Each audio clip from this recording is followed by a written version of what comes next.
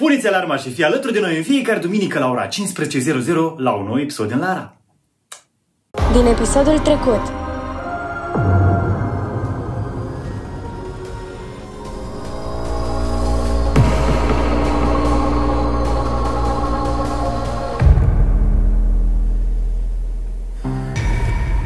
Cum te numești, fetițo?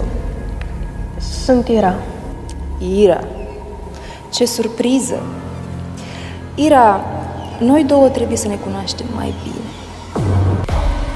Prin tine, Samia va intra în lumea noastră.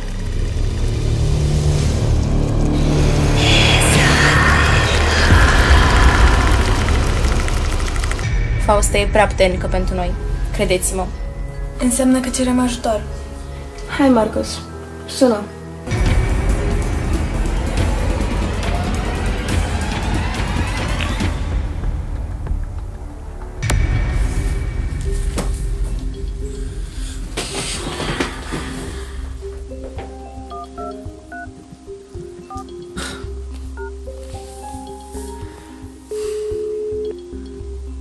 Iar acum despre mama nu mai știu absolut nimic. Nu are sens. Din doi părinți absolut neinteresanți să iasă un copil atât de înzestrat. În curând, Samia va intra în trupul tău. Samia, fetița mea. Adio, Lara.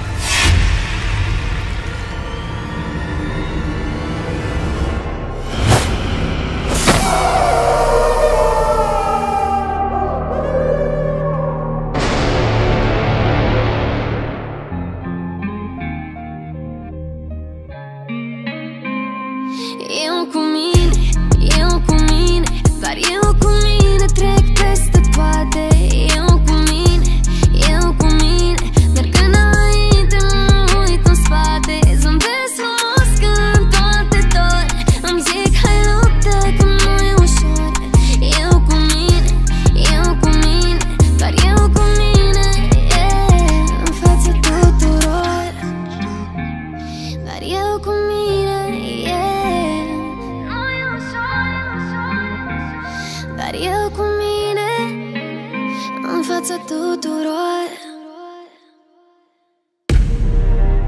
Ce e? Hai, spune-mi.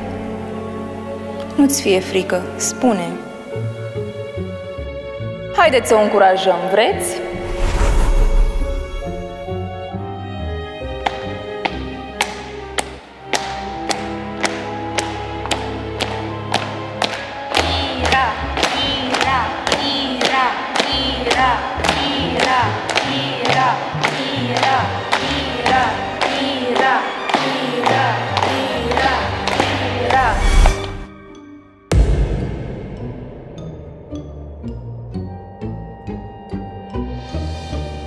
Când eram mică, tata îmi spunea o poveste despre un războinic care a găsit un copil mic undeva într-o pădure, pe care l-a luat acasă.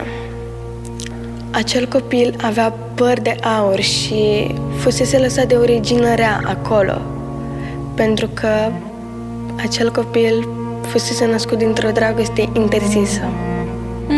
Foarte interesant. Și? Și întotdeauna am simțit că e mai mult decât o poveste. De parcă tata era războinicul și eu eram copilul cu păr de aur. Fascinant. Tatăl tău ți-a spus vreodată că ai fi înfiată? Nu, însă am simțit.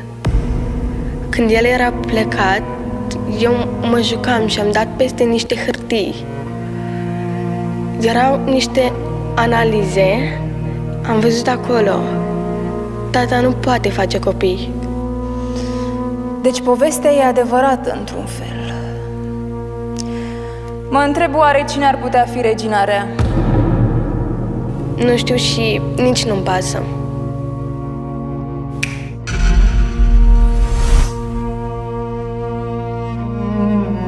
Luați o pauză. Ați fost ascultători. Meritați.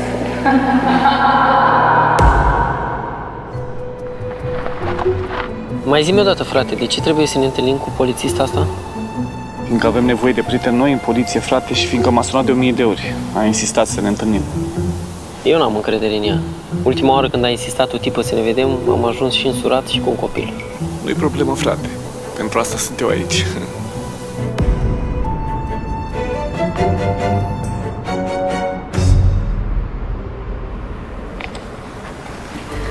Ați refuzat o invitație la restaurant pentru un loc ca ăsta? Nu suntem așa romantici. Ne plac spațiile deschise. Suntem iubitori de natură. Lasă-mă să ghicesc. Tu ești Tony. Și tu, Rocco. Dacă eram la o emisiune concurs, deja câștigai un frigider. Însă aici, miza e mult mai mare. Întrebare de 100 de puncte. Ce faci când te întâlnești cu Rocco și Tony? A. Te îndrăgostești de unul din ei. B. Pleci acasă cu inima găurită la propriu de gloanțe. C. Te urci în mașină și pleci înapoi, fiindcă nouă nu ne plac polițistele. D. Îi conving să lase joaca și să mă asculte cu mare atenție. Am venit să vă întreb despre prietenul vostru, Tom. Nu știm despre ce vorbești. Ce vrei de la noi? Eu sunt ok, nu vreau nimic. Însă știu pe cineva care ar vrea. Nepotul lui. Din câte știm noi, Tom are un singur nepot. Da, pe Hugo. Nu știu ce joc bolnav joci, doamna capitan de poliție, dar Hugo a murit. Am fost la mormântare, am văzut cu ochii noștri. Dacă e vorba de același Hugo, acum e în ceruri.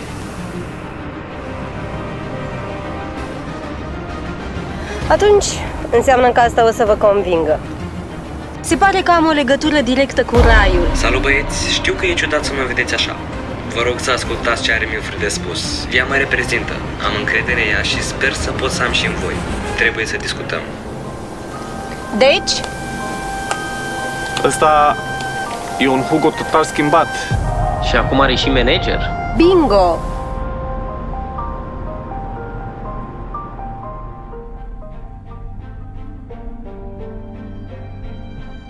Fausta trebuie să plătească. Nu mai putem continua așa. Dacă ne prefacem că nu se întâmplă nimic, ca până acum, o să plătim noi. Mi-a scris Nix. A zis că a anunțat pe cineva și Lara e deja în siguranță. Pe cine? Nu mi-a zis, însă mi-a dat un număr de telefon. E al domnului inspector șef de la poliție. Nathan, el m-a adus aici. Ar putea să ne ajute. Ok, îi scriem un mesaj în care îi spunem ce ne face Fausta. Stați un pic, guys. Ca să funcționeze chestia asta avem nevoie de dovezi. Și odată găsite dovezile acelea, îi le trimitem pe WhatsApp. Va fi greu să le găsim. Nu ne putem mișca așa de ușor. Fausta are camere prin tot orfelinatul. Tocmai asta ne va ajuta. Cum? Intrăm în sistemul de supraveghere a orfelinatului. Acolo sunt toate dovezile de care avem nevoie. E aproape imposibil. Nimic nu e imposibil pentru că noi suntem Generația Z.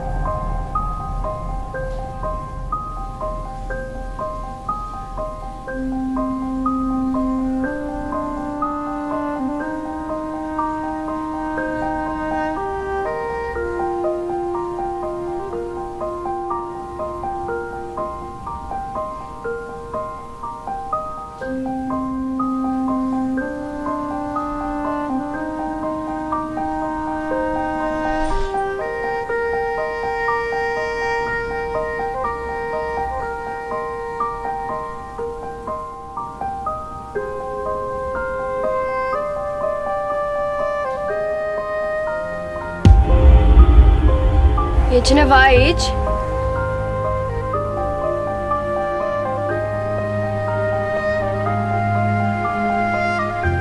Simt că e cineva aici, să știi.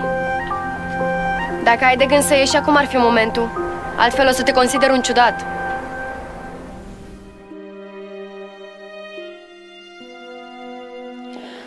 Așadar, unul dintre cursurile pe care le vom face împreună este cursul de magie.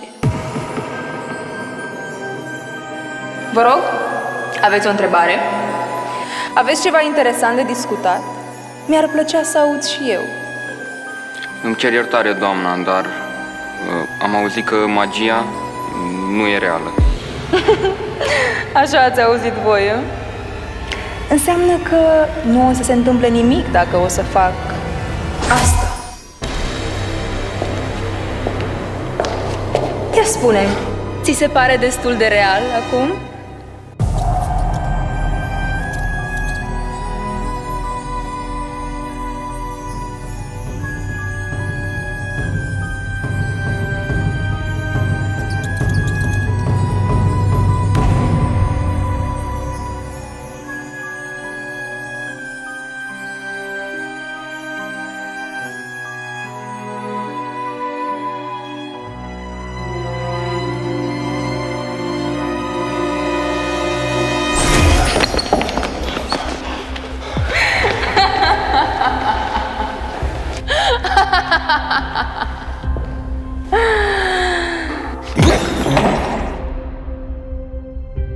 Atât pentru astăzi. Sunteți liberi. E suficient.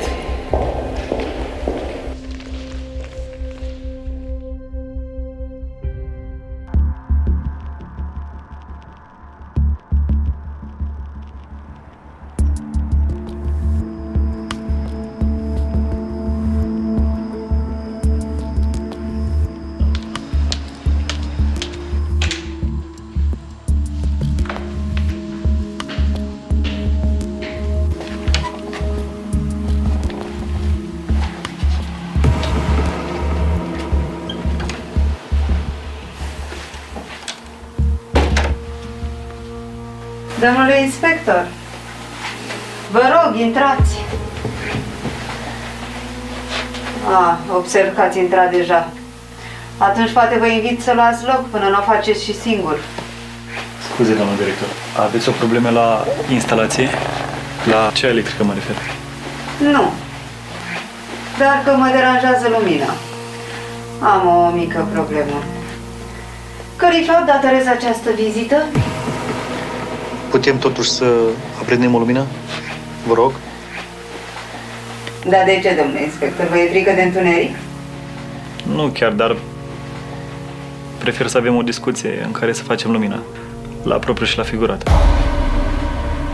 În regulă. Așa să fie.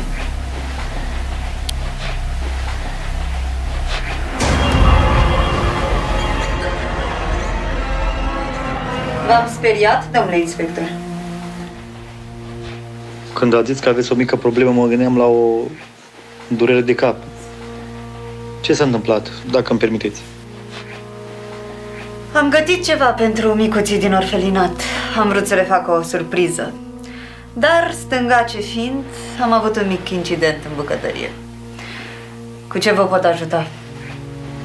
Doamnă, o să fiu foarte sincer cu dumneavoastră și direct. Dacă s-ar putea și rapid. Am primit un mesaj anonim în care scria că Lara se află aici și se petrec lucruri ciudate în orfelinat. Singurul lucru ciudat este prezența dumitale aici. Dar, ca să vă arăt că sunt transparentă și n-am nimic de ascuns, vă stau la dispoziție. Cum doriți să procedăm? Aș vrea să vorbesc cu toți copiii, în privat, pe rând, fără dumneavoastră.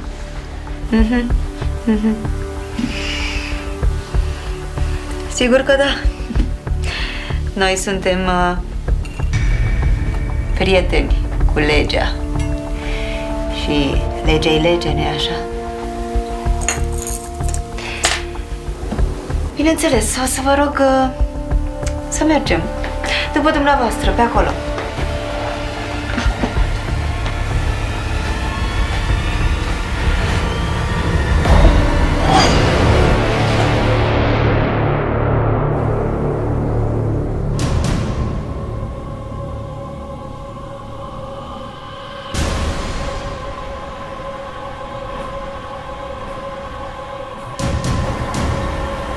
Hugo?